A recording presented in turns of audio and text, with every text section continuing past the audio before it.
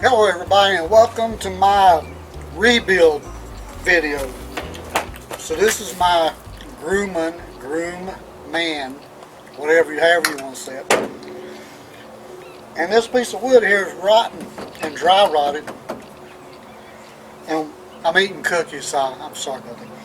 But it's not pressure treated, it was just painted piece of wood that was in here. So on this particular boat, I'm going to bring the camera in here and show you a little bit more, but this is a pop riveted boat. In order to get this piece of wood out, I had to drill all these pop rivets out, the prop rivets across the back. Now I can take this off. I can take this one off,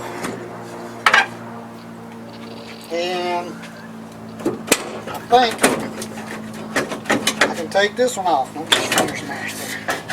Ew, there's a big spider's nest. There's a big spider's nest, she said. Yes, right there. It's all So I got to fix this piece because it's a little bent.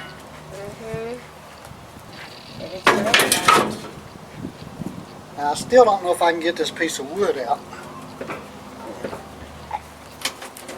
I think it's attached somewhere maybe over here. You think? I think some of the pop rivets might have it. I feel like maybe something from the bottom. Yeah, there's little things on the bottom. Probably holding it on.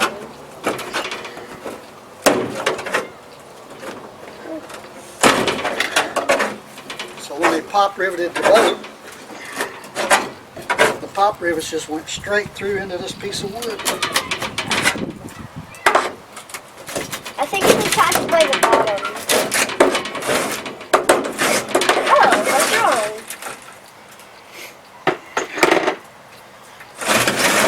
There you go, there it is. And now, as you can see, this is two pieces of plywood put together, but it's just regular old pine, spruce, whatever. And you see how crooked it is. So that's how crooked the back of the boat was. So we're going to do something better to this and make it straight. So I'm going to bring the camera around here and show you this.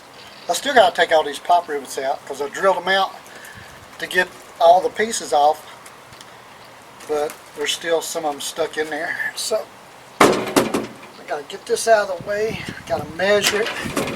Cut a piece of wood to put back in exactly the same. But first I got to get all these pop rivets out, get the shop vac out, clean this up, go get a piece of wood, and then I will start putting it back together. So that's how you get the transom out.